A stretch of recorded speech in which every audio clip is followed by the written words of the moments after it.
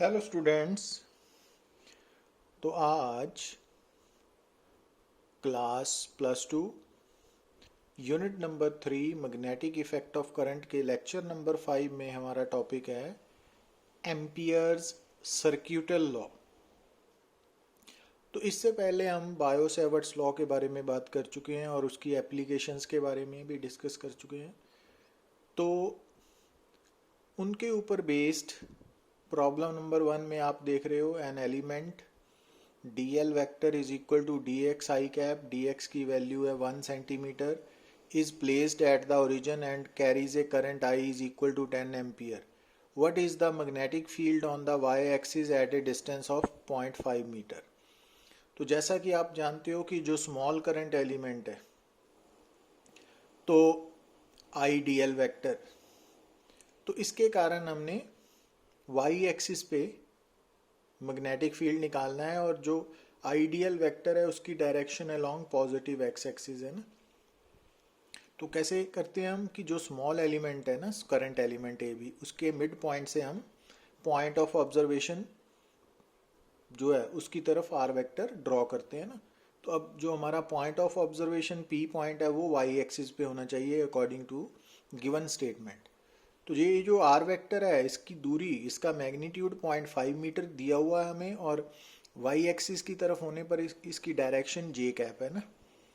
तो अब DV vector की वैल्यू कैसे निकालेंगे, vector form of Biot Savart's law से ना। तो अब आपको बायो सेवर्ट्स लॉ की वेक्टर फॉर्म याद होनी चाहिए। तो उसके अकॉर्डिंगली डीवी वेक्टर किसके बराबर है, mu naught over 4 pi IDL cross R vector by R cube. अब यहाँ पे हम आइडियल वेक्टर और आर वेक्टर की वैल्यू सब्स्टिट्यूट करेंगे और आर जो है ना वो 0.5 मीटर है ना। अब आई क्रॉस जे के कैप होता है ना, आपको क्रॉस प्रोडक्ट की समझ होनी चाहिए। तो वहां से हम ये सॉल्व करेंगे ना इनको। अब सेकंड प्रॉब्लम में आप देख रहे हो, प्रॉब्लम नंबर 2 में a straight wire carries a current of 6 ampere from south to north direction.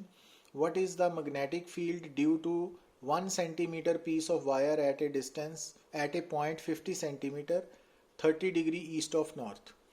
तो अब यहाँ पर हमने नॉर्थ साउथ ईस्ट वेस्ट ये दो परपेंडिकुलर लाइंस ड्रॉ कर ली।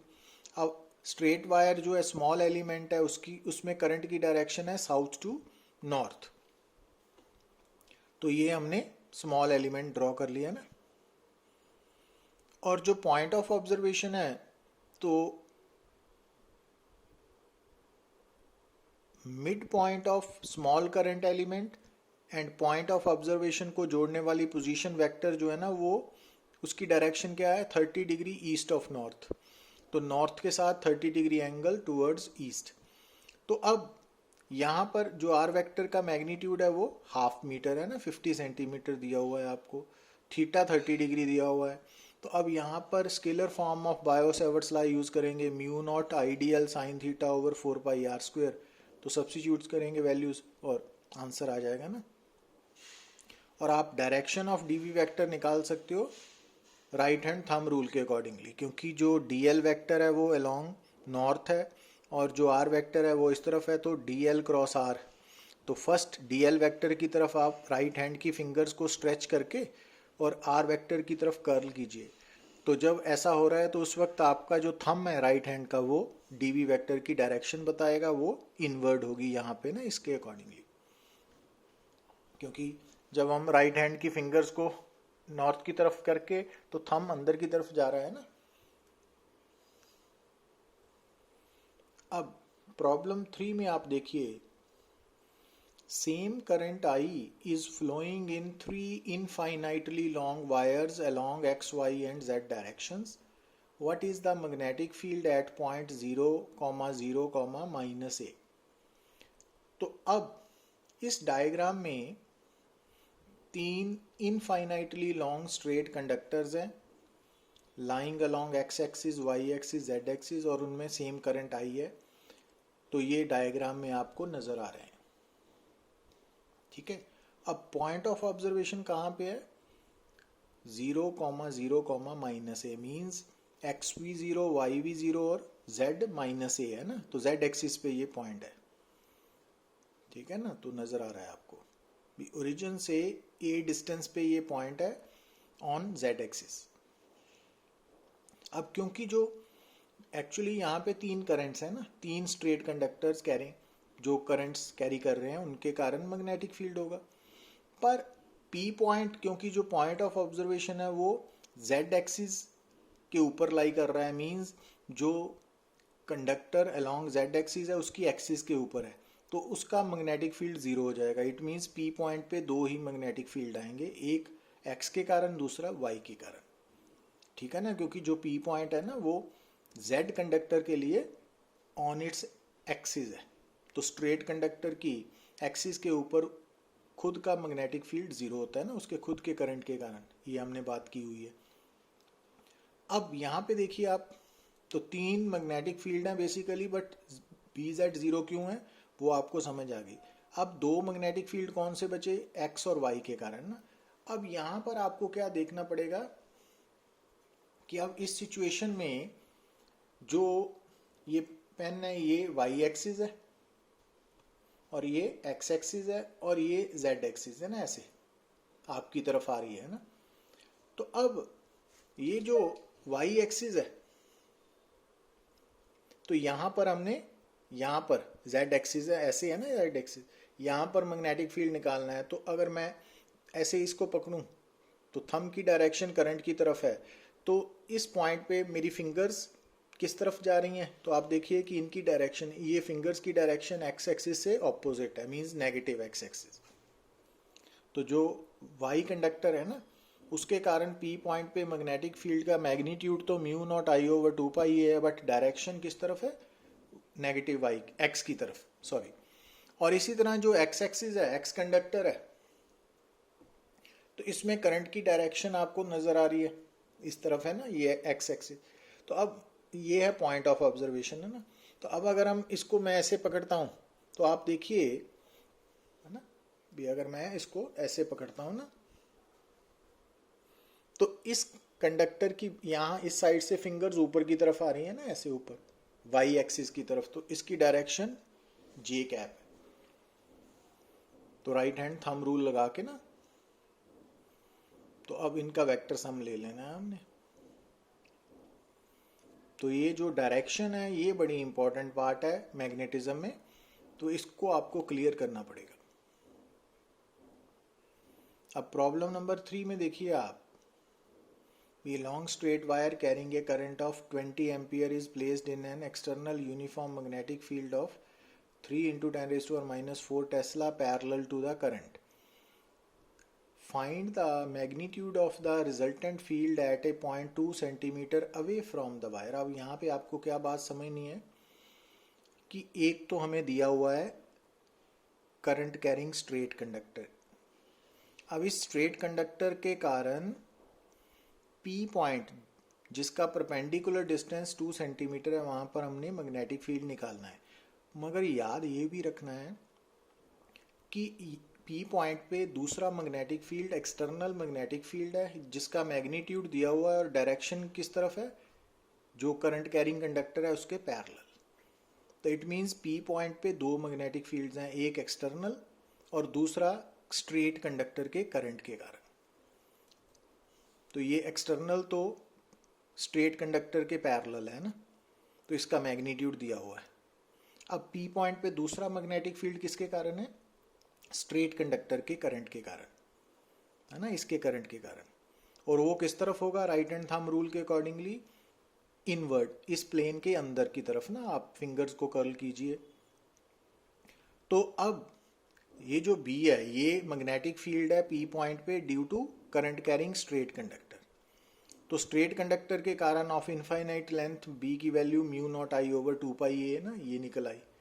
पर अब जब हमने इन दोनों वेक्टर्स को, मैग्नेटिक फील्ड्स को ऐड करके रिजल्टेंट फील्ड निकालना है, तो वेक्टर सम है ना।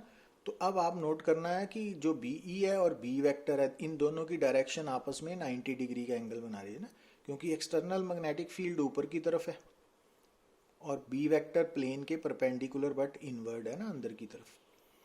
अब रिजल्टेंट फील्ड का मैग्नीट्यूड कैसे निकालोगे? Under root BE² + B² + 2BEB cos 90। cos 90 होने के कारण लास्ट टर्म 0 हो गई, तो यही बचा ना दोनों का।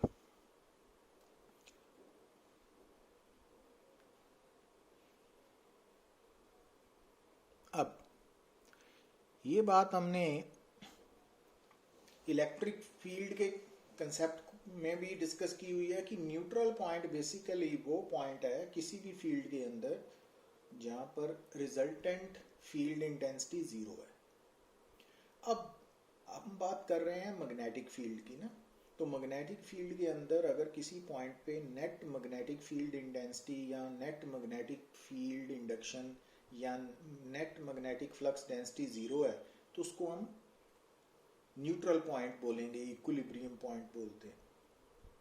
अब अगर हम ये मान लें कि जो मैग्नेटिक फील्ड हम स्टडी कर रहे हैं वहां पर एक्चुअली 2 मैग्नेटिक फील्ड्स हैं, ठीक है ना, तो न्यूट्रल पॉइंट की पोजीशन पर दोनों मैग्नेटिक फील्ड की डायरेक्शन ऑपोजिट होगी और मैग्नीट्यूड इक्वल होगा, तभी वो न्यूट्रल पॉइंट हो पाएगा ना, क्योंकि 2 वेक्टर्स का रिजल्टेंट हमेशा एक ही कंडीशन में 0 होगा जब दोनों वेक्टर्स का मैग्नीट्यूड इक्वल और डायरेक्शंस ऑपोजिट हो। तो अब जैसा कि आपको यहाँ पे स्क्रीन पे 2 करंट्स नजर आ रहे हैं, ये जो डॉट है ना, ये बेसिकली क्या रिप्रेजेंट कर रही है? स्ट्रेट कंडक्टर जो प्लेन ऑफ पेपर के बाहर की तरफ जिसमें करंट फ्लो कर रहा है, और ये भी स्ट्रेट कंडक्टर है, इसमें भी करंट बाहर की तरफ ही है। अब ये जो 2 स्ट्रेट कंडक्टर्स हैं, यहाँ पे जो डॉट्स हैं ना, उसका मतलब है कि जो स्ट्रेट कंडक्टर्स हैं वो इस प्लेन ऑफ पेपर के परपेंडिकुलर है, ठीक है ना, एक ऐसे है और दूसरा ऐसे है ना, और इन दोनों में करंट बाहर की तरफ आ रहा है ना, डॉट का मतलब है। तो मीन्स दोनों में करंट्स की डायरेक्शन अगर सेम है तो उसको हम ना लाइक करंट्स बोलते हैं, ये याद रखना है ना, currents in the same direction. अब इन स्ट्रेट कंडक्टर्स के करंट्स के कारण, एक में करंट I1 मान लिया, दूसरे में I2, तो इनके करंट्स के कारण आप देख रहे हो कि यहाँ पर हमने 2 तरह के मैग्नेटिक फील्ड्स शो किए हैं, एक ग्रीन कलर की मैग्नेटिक फील्ड लाइंस के साथ और एक रेड कलर की ना, तो हर पॉइंट पे 2-2 मैग्नेटिक फील्ड है ना। पर आप ध्यान से देखिए कि इस कंडक्टर और इस कंडक्टर के बीच में जो स्पेस है वहां पर रेड और ग्रीन कलर्स एक दूसरे के ऑपोजिट आ रहे हैं ना नज़र। तो इसका मतलब है कि अगर आपके सामने 2 स्ट्रेट पैरेलल कंडक्टर्स हैं, करंट कैरिंग कंडक्टर्स हैं, और उनमें करंट्स की डायरेक्शन सेम है, मींस लाइक करंट्स हैं, तो जो न्यूट्रल पॉइंट है, मींस जहां पर दोनों के मैग्नेटिक फील्ड के कैंसल आउट होने के चांसेस है, वो कहां पर होंगे? दोनों के बीच में जो स्पेस है वहां पर। मींस अगर 2 लाइक करंट्स है ना, तो न्यूट्रल पॉइंट इन बिटवीन आएगा दोनों के बीच में। तो अब अगर दोनों स्ट्रेट कंडक्टर्स के बीच में परपेंडिकुलर डिस्टेंस R है, तो न्यूट्रल पॉइंट उस स्ट्रेट कंडक्टर के नज़दीक होगा जिसमें करंट की वैल्यू कम है ना, और उससे दूर होगा जिसमें करंट की वैल्यू ज़्यादा है। तो आप यहाँ से देख रहे हो ना, अगर I1 I2 से ज़्यादा है तो A1 भी A2 से ज़्यादा होगा ना, और अगर I1 कम है तो A1 भी कम होगा A2 से, था ना। और एक बात जो इम्पोर्टेंट है वो क्या, कि neutral point 2 like current straight conductor के बीच में लाई करेगा, मींस दोनों को जोड़ने वाली स्ट्रेट लाइन के ऊपर कहीं हो सकता है ना। एक तो ये याद रखना आपने। और अगर यही 2 करंट्स अनलाइक है, मींस एक दूसरे के ऑपोजिट हैं, जैसे एक क्रॉस है दूसरा डॉट है, क्रॉस का मतलब जो स्ट्रेट कंडक्टर का करंट इनवर्ड है, अंदर की तरफ है, और डॉट का मी बाहर की तरफ, तो उस केस में जो न्यूट्रल पॉइंट आएगा ना, आप देख रहे हो अगेन ग्रीन और रेड कलर में से, कि दोनों के बीच में जो है वो रेड और ग्रीन एरोज वो सेम डायरेक्शन में है, मगर साइड्स में ऑपोजिट है ना, जैसे यहाँ पे देख रहे हो रेड, ऐसा ही यहाँ पे ना। तो इसका मतलब जब आपके सामने 2 पैरेलल स्ट्रेट कंडक्टर्स हैं और दोनों में करंट्स अनलाइक करंट्स है, मींस ऑपोजिट डायरेक्शंस के करंट हैं, तो न्यूट्रल पॉइंट साइड पे मिलेंगे। तो दोनों साइड पे नहीं, एक साइड पे मिलेगा। और कौन सी साइड होगी? तो देखिए कि अगर आपके सामने अनलाइक पैरेलल करंट्स है ना, पैरेलल स्ट्रेट कंडक्टर्स हैं जिनमें अनलाइक करंट्स है, तो न्यूट्रल पॉइंट साइड पे होगा ना। पर किस साइड पे होगा? जिस साइड का करंट कम है। तो जैसे अगर I1 I2 से कम है तो फिर न्यूट्रल पॉइंट I1 की साइड वाली। और यहाँ पर इस केस में I2 I1 से कम है ना, I1 ज़्यादा है, तो it means neutral point I2 वाली साइड पे होगा ना। समझ आई बात?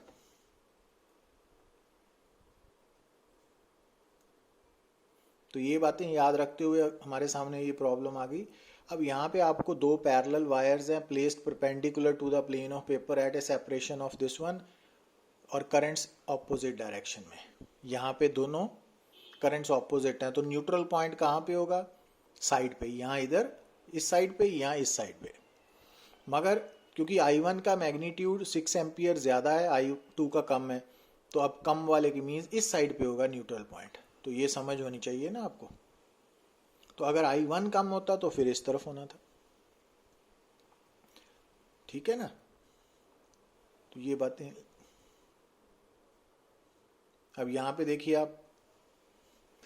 तो अब क्योंकि ये न्यूट्रल पॉइंट है तो यहाँ पर दो मैग्नेटिक फील्ड्स जो है वो इक्वल बट ऑपोजिट है। एक मैग्नेटिक फील्ड C के कारण है और दूसरा D के कारण है ना। तो हम अगर C के कारण मैग्नेटिक फील्ड का मैग्नीट्यूड लिखें, वो कितना होगा? म्यू नॉट I1 ओवर 2 पाई A1। A1 कहाँ से लेना है? C कंडक्टर से N की तरफ है ना, तो ये A1 है। और जो B2 मैग्नेटिक फील्ड है वो I2 करंट के कारण है ना, तो वो म्यू नॉट I2 ओवर 2 पाई A2 लेना है ना। अब यहाँ देखिए क्योंकि ये दोनों के बीच में आ रहा है, ये I2 है, इट मीन्स हम A1 की वैल्यू A2 प्लस R भी लिख सकते हैं ना यहाँ पे। तो यहाँ से इसको सॉल्व करके हमने A2 की वैल्यू आ गई 1/2 A1 है ना। अब A2 की वैल्यू और ये A1 है, A1 की वैल्यू अगर हम A2 प्लस R सब्सिट्यूट करें यहाँ पे, तो वहाँ से हमें A2 की वैल्यू 8 सेंटीमीटर मालूम होगी। अगर A2 8 है तो A1 16 हो गया ना अपने आप। तो इस तरह इसको सॉल्व करना है।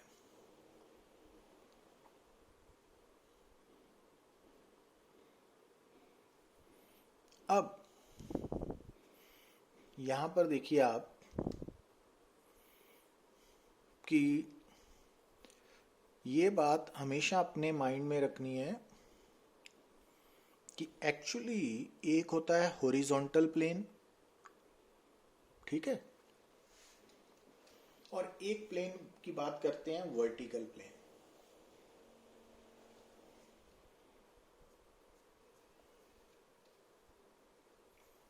अब जो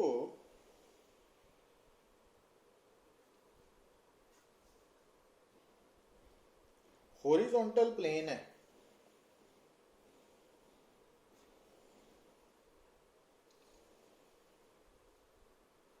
उसको आप कैसे समझोगे?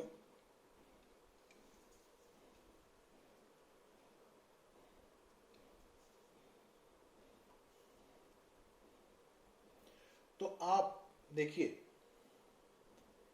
कि आप जिस जगह पे बैठे हो, तो जिस तरफ आपका फेस है ना, अगर आप उसको एज्यूम करते हो कि आपका फेस नॉर्थ की तरफ है, तो आपकी बैक साउथ की तरफ होगी। ठीक है, आपकी जो लेफ्ट आर्म है वो वेस्ट की तरफ होगी, जो राइट आर्म है वो ईस्ट की तरफ होगी, और अप और डाउन। ठीक है, तो जो आपके सामने हॉरिजॉन्टल सरफेस है, चाहे फर्श है चाहे टेबल है, वो हॉरिजॉन्टल प्लेन है। और उस प्लेन में दो एक्सिस कौन सी लाई करेंगी? एक नॉर्थ साउथ की और दूसरी ईस्ट वेस्ट की। ठीक है, और वर्टिकल प्लेन कौन सा होगा आपके? कोई भी प्लेन जो हॉरिजॉन्टल प्लेन के परपेंडिकुलर है वो वर्टिकल प्लेन है ना, और वो किसी भी ओरिएंटेशन में हो सकता है। और उसमें से एक ऐसा भी वर्टिकल प्लेन हो सकता है जिसमें दो परपेंडिकुलर एक्सिस कौन सी हो? एक अप डाउन लाइन हो और दूसरी ईस्ट वेस्ट लाइन हो ना।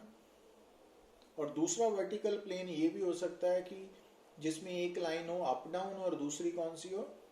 नॉर्थ साउथ लाइन है ना। इसके अलावा और भी हो सकते हैं, तो आपको ये बात समझनी पड़ेगी। अब इस डायग्राम में आप देखिए कि आपको जो दो प्लेन नजर आ रहे हैं ना, उसमें रेड कलर वाला हॉरिजॉन्टल है और ग्रीन वाला वर्टिकल है। और इस डायग्राम में जो वर्टिकल प्लेन है ना, उसमें दो परपेंडिकुलर एक्सिस कौन सी हैं, एक अप डाउन और दूसरी नॉर्थ साउथ है।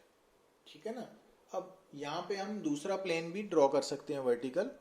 तो ये हॉरिजॉन्टल प्लेन है, इसमें हमेशा दो वर्टिकल लाइंस कौन सी लेनी है हमने, ये एक नॉर्थ साउथ दूसरी ईस्ट वेस्ट है ना, ये प्रेफर करनी है। अब इस प्रॉब्लम में आप देखिए कि हमारे पास एक स्ट्रेट कंडक्टर है और वो स्ट्रेट कंडक्टर में जो करंट है ना वो from east to west flow कर रहा है। तो अगर स्ट्रेट कंडक्टर में करंट 10 एम्पियर फ्लो हो रहा है ईस्ट टू वेस्ट, ठीक है ना, तो अब आपने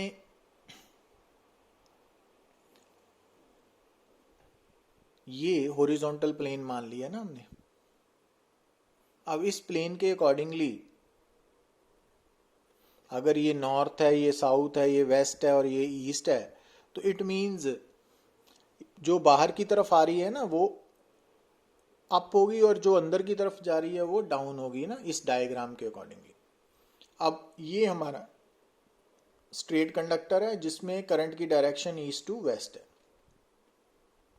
अब पहले पार्ट में आपने क्या करना है, मैग्नेटिक फील्ड निकालना है 10 सेंटीमीटर नॉर्थ की तरफ, कि स्ट्रेट कंडक्टर से 10 सेंटीमीटर दूर नॉर्थ की तरफ ना पॉइंट ले लिया। तो अब यहाँ पर मैग्नेटिक फील्ड की वैल्यू तो म्यू नॉट आई ओवर 2 पाई ए से निकल आएगी ना, ए कितना है 10 सेंटीमीटर है ना।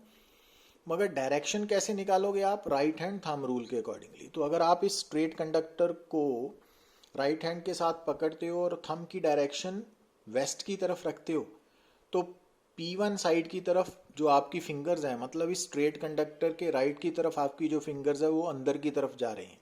और अंदर की तरफ जा रही मीन्स, क्योंकि बाहर की तरफ अप है अंदर की तरफ डाउन है, तो ना तो क्रॉस होगा। तो इसको हमने यहाँ पे क्रॉस की जगह आप क्या लिख सकते हो, डाउन। ठीक है ना, डाउनवर्ड, नीचे की तरफ। और ऐसे ही हमने P2 पॉइंट पे मैग्नेटिक फील्ड निकालना है, मीन्स सेकेंड पार्ट है ना, 20 centimetre south from the wire. तो 20 सेंटीमीटर साउथ की तरफ। तो अब इस स्ट्रेट कंडक्टर के कारण P2 पॉइंट पे जो B2 मैग्नेटिक फील्ड पैदा हो रहा है एट पॉइंट P2, उसका मैग्नीट्यूड तो म्यू नॉट आई ओवर 2 पाई ए है, पर उसकी डायरेक्शन कैसे निकालोगे, अगेन आप इस कंडक्टर को है ना ऐसे प्लेस करके थंब को ऊपर की तरफ रखते पकड़ोगे। अब जो P2 पॉइंट है वो स्ट्रेट कंडक्टर की लेफ्ट की तरफ है ना, तो आप देख रहे हो कि इस कंडक्टर में मेरी फिंगर्स लेफ्ट साइड में से बाहर की तरफ इस तरफ आ रही है ना, आपकी तरफ, तो मीन्स बाहर की तरफ, और वो अप है, तो डॉट मीन्स अप इस केस में। ठीक है। अब हमने वर्टिकल प्लेन सेलेक्ट किया। कौन सा वर्टिकल प्लेन, जिसमें एक ईस्ट वेस्ट डायरेक्शन है और दूसरी अप डाउन डायरेक्शन है। तो अगर ये वर्टिकल प्लेन है ये वाला, तो बाहर की तरफ ये वाली डायरेक्शन नॉर्थ है और अंदर वाली डायरेक्शन साउथ है। अब जो स्ट्रेट कंडक्टर है उसमें करंट की डायरेक्शन क्या दी हुई है, ईस्ट से वेस्ट की तरफ। तो हमने मैग्नेटिक फील्ड थर्ड पार्ट में कहाँ पे कैलकुलेट करना है, 40 सेंटीमीटर डाउनवर्ड, नीचे की तरफ। तो जो P3 पॉइंट है वो इसके नीचे है ना 40 सेंटीमीटर। तो मैग्नीट्यूड निकालने के लिए तो सेम फार्मूला है, म्यू नॉट आई ओवर 2 पाई ए। मगर जो डायरेक्शन है वो किस तरफ आएगी, क्योंकि अगर आप इस कंडक्टर को राइट हैंड के साथ ऐसे पकड़ते हो ना, तो आप क्या नोट कर रहे हो कि जो P3 पॉइंट नीचे है, अब देखिए नीचे से मेरी फिंगर्स ऐसे ऐसे घूम रही है ना ऐसे, तो मीन्स ये अंदर की तरफ जा रही हैं और अंदर साउथ है ना। तो एक्चुअली ये 3 डायमेंशनल कंसेप्ट है ना, तो इसको समझने के लिए आपको प्रैक्टिस करनी पड़ेगी ना। और ऐसे ही ये केस बनेगा फोर्थ वन, ये अब है, ऊपर पॉइंट है ना। अब इस केस में जो फिंगर्स है बाहर की तरफ आ रही हैं, बाहर नॉर्थ है ना, तो नॉर्थ है डायरेक्शन। तो अब बात करते हैं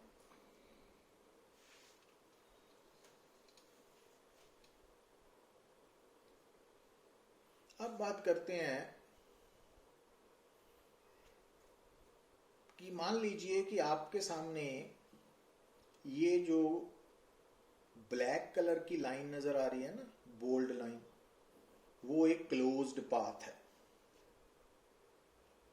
और ये जो मैंने इसके अंदर शेडिंग की है ग्रीन कलर की, तो ये वो सरफेस है जिसकी बाउंड्री ये क्लोज्ड पाथ है। ये जो क्लोज सरफेस है उसकी ये बाउंड्री है ना, क्लोज्ड पाथ। मतलब ये जो शेडेड पाथ है, सरफेस है, वो bounded by this closed path है। तो क्लोज्ड पाथ के अंदर ये सरफेस बना हुआ है ना, और ये क्लोज्ड पाथ किसी भी शेप में हो सकता है, किसी भी शेप का मतलब सर्कुलर शेप भी हो सकता है, या फिर रेक्टेंगुलर शेप, या फिर स्क्वायर शेप, या फिर कोई भी आर्बिट्रेरी शेप। अब इस क्लोज्ड पाथ के ऊपर हमने एरो मार्क कर लिए, ये भी आर्बिट्रेरी चूजन है। हमने अपनी तरफ से क्लॉकवाइज या एंटी क्लॉकवाइज कोई भी सिलेक्ट कर सकते हो, तो मैंने यहाँ पे एंटी क्लॉकवाइज क्लोज्ड पाथ को सिलेक्ट कर लिया ना, तो उससे कोई फर्क नहीं पड़ेगा रिजल्ट में। अब ध्यान दीजिए कि अब मैंने क्या किया कि मान लीजिए कि ये जो रेड कलर का, ग्रीन कलर का, ब्लैक और ये येलो वाला, ये तीन करंट कैरिंग कंडक्टर्स, चार करंट कैरिंग कंडक्टर्स हैं। अब ध्यान देने वाली, समझने वाली बात क्या है कि ये जो चार कंडक्टर्स हैं ना, ये सरफेस को चीर के पार निकल रहे हैं ना, क्रॉस हो रहे हैं। ये सरफेस को चीर के ना बाहर आ रहे हैं ना, नजर आ रहे हैं ना आपको। पर इनमें से नोट क्या करना है कि ये जो तीन है ना, रेड, ग्रीन और ब्लैक, ये जो सरफेस, ये जो करंट कैरिंग कंडक्टर्स हैं, ये उस सरफेस में से निकल रहे हैं जो क्लोज्ड पाथ ने बाउंड किया हुआ है। और ये वाला सरफेस से पास तो कर रहा है, बट ये सरफेस क्लोज सरफेस के अंदर नहीं आ रहा है ना। आप समझ रहे हो ना बात को। तो अब मान लीजिए कि इसमें करंट I1 है, इसमें I2 है, इसमें I3 है, I4 है। तो अब I1, I2, I3 ये तीन करंट्स हैं जो उस सरफेस के थ्रू पास हो रहे हैं, थ्रेड कर रहे हैं, जो बाउंडेड है बाय द क्लोज्ड पाथ। ठीक है। अब इसमें एक और बात नोट करनी है कि ये जो दो करंट्स है ना, I1, I2, ये तो बाहर की तरफ आ रहे हैं ना, क्योंकि इनकी टिप बाहर की है, और ये वाला इसकी टिप अंदर की तरफ है ना। तो ये दोनों करंट्स सरफेस से बाहर की तरफ आ रहे हैं डायग्राम में, और ये अंदर की तरफ जा रहा है ना। तो ये बात डायग्राम समझ आई। अब यहां पर कुल चार करंट्स है ना, या करंट कैरिंग कंडक्टर्स हैं। तो इसका मतलब हर इस स्पेस में हर जगह पे चार मैग्नेटिक फील्ड होंगे, I1 के कारण, I2 के कारण, I3 के कारण, I4 के कारण। मींस हर पॉइंट पे जो रिजल्टेंट मैग्नेटिक फील्ड है वो इन चारों करंट्स के मैग्नेटिक फील्ड का वेक्टर सम होगा ना। तो हमने इस क्लोज्ड पाथ के ऊपर एक पॉइंट सेलेक्ट करना है। तो क्लोज्ड पाथ के ऊपर हमने एक पॉइंट सेलेक्ट कर लिया P। अब मान लीजिए कि इस P पॉइंट पे रिजल्टेंट मैग्नेटिक फील्ड है B वेक्टर है ना, नजर आ रहा है आपको।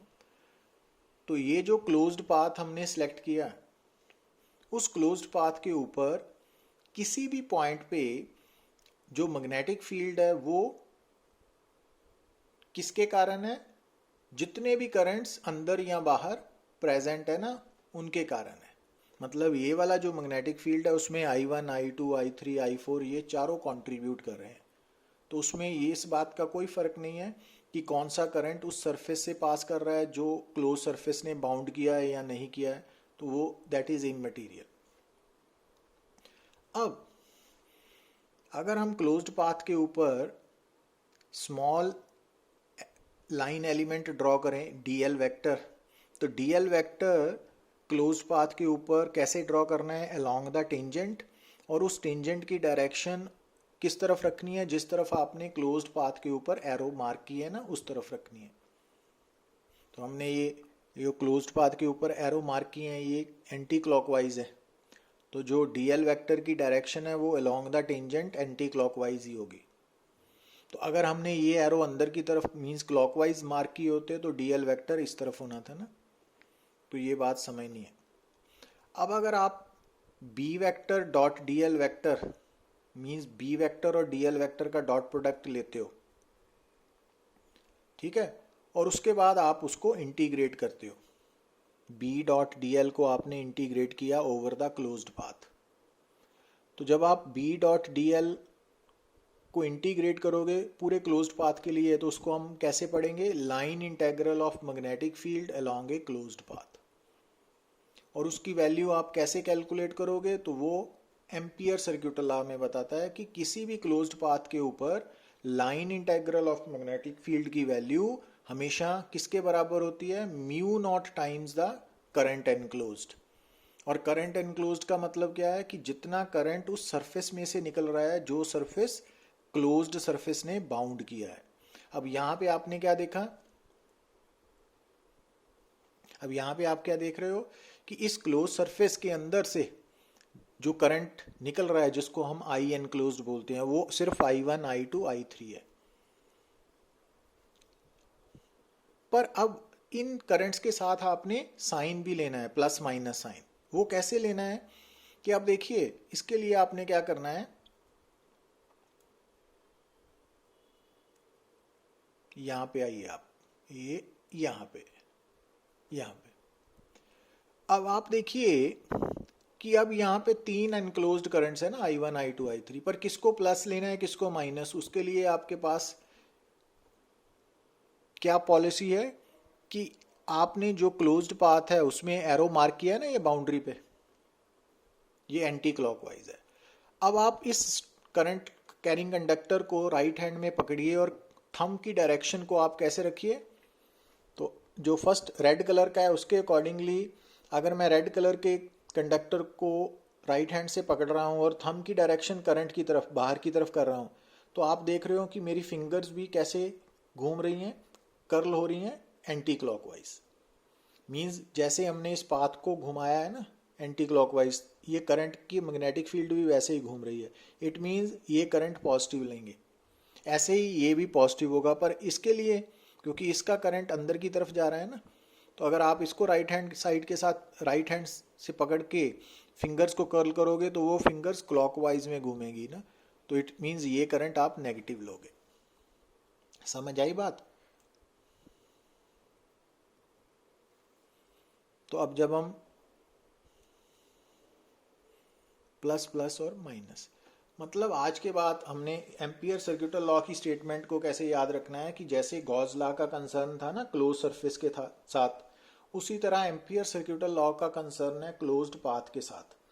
तो line integral of magnetic field along a closed path is equal to mu naught times the total current flowing through the या threading through the surface bounded by the closed path.